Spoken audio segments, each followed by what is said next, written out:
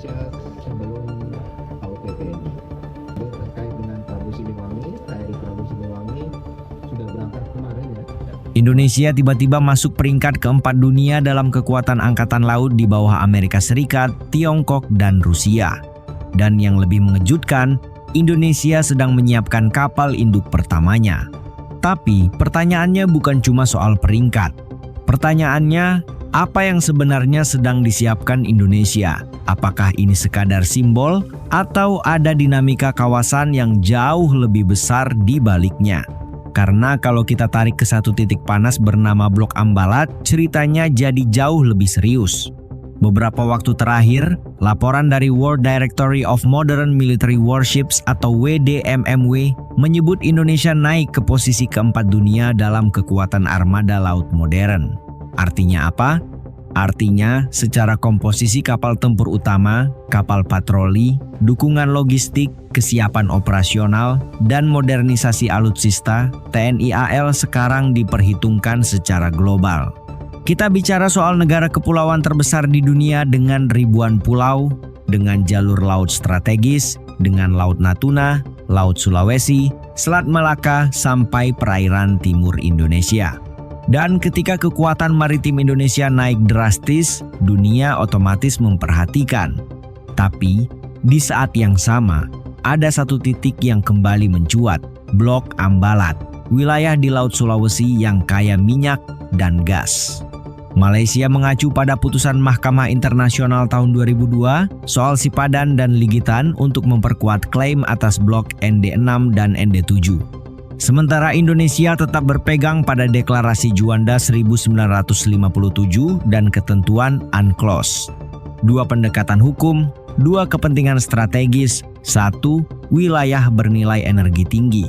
Dan sejarah mencatat tahun 2005 Indonesia pernah mengerahkan puluhan kapal perang serta ribuan marinir ke kawasan itu saat ketegangan meningkat. Artinya, ini bukan sekadar wacana diplomasi.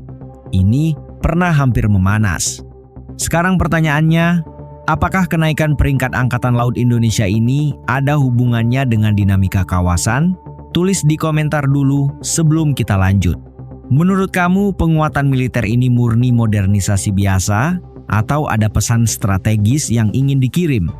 Namun disinilah ceritanya mulai berubah drastis.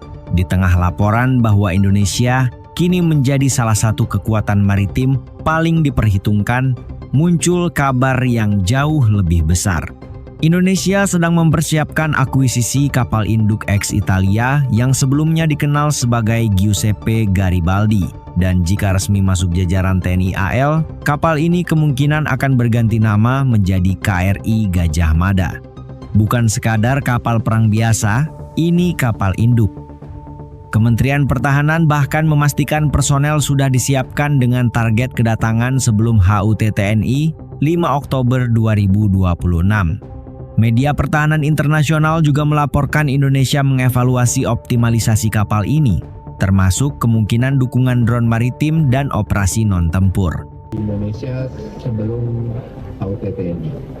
Terkait dengan Prabu Siliwangi, KRI Prabu Siliwangi sudah berangkat kemarin ya. Kemarin berangkat kemudian karena melalui jalur Afrika, mengelilingi Afrika, jadi mungkin sampai di Indonesia awal April.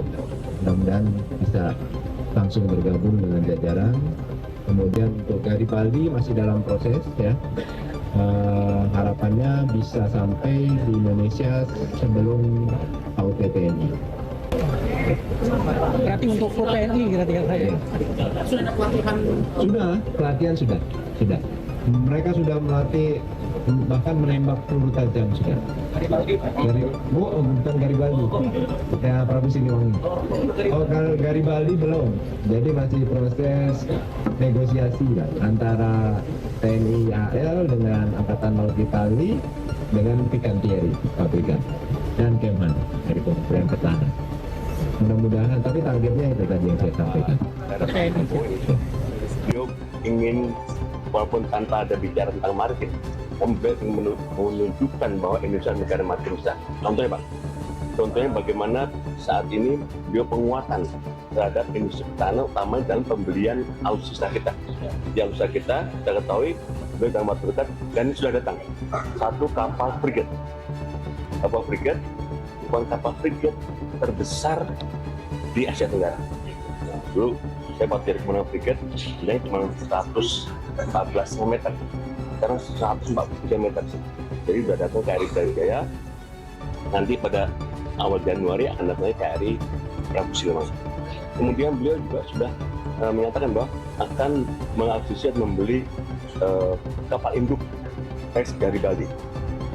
Jadi kita juga merupakan kapal induk pertama yang kita miliki, walaupun kapal induk ringan, bisa membawa helikopter untuk kepentingan militer operasi ada di luar.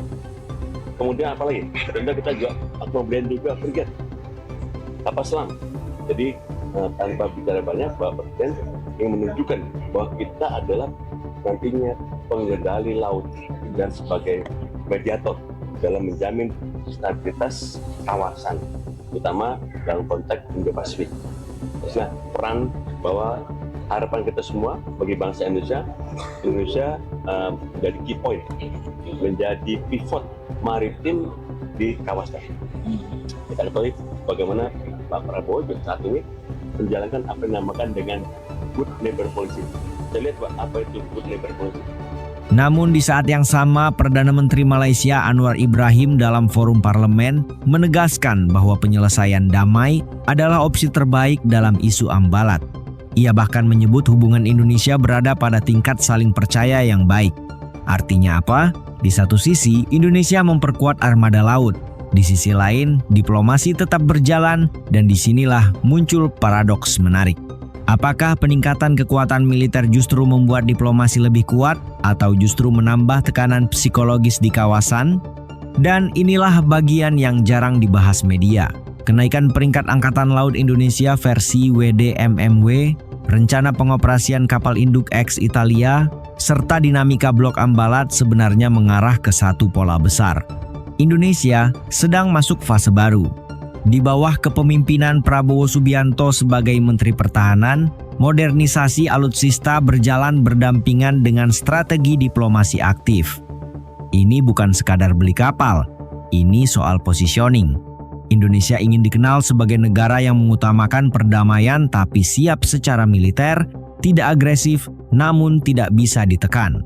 Bahkan dalam isu Ambalat, Menteri ESDM Bahlil Lahadalia mengonfirmasi adanya kajian kerjasama antara Pertamina dan Petronas melalui skema joint development. Artinya, alih-alih konflik fisik, pendekatan ekonomi bisa jadi solusi. Inilah jawaban dari pertanyaan di awal. Kapal induk, peringkat keempat dunia, modernisasi TNI AL bukan untuk perang, tapi untuk menciptakan efek gentar. Karena dalam geopolitik, seringkali kekuatan justru dipakai agar tidak perlu digunakan. Pertanyaannya sekarang, apakah Indonesia sudah berada di jalur yang tepat dengan strategi kuat tapi tetap damai ini? Atau justru perlu pendekatan berbeda? Tulis pendapat kamu di kolom komentar. Saya ingin tahu sudut pandangmu. Yang pasti kombinasi antara kenaikan peringkat kekuatan Angkatan Laut Dunia, potensi hadirnya kapal induk pertama Indonesia, dan strategi diplomasi kawasan menunjukkan satu hal. Indonesia sedang membangun fondasi kekuatan maritim jangka panjang, dan ini baru permulaan. Kalau menurut kamu video ini bermanfaat, jangan lupa klik like, tulis pendapat kamu di kolom komentar, dan subscribe biar kamu nggak ketinggalan pembahasan di video selanjutnya.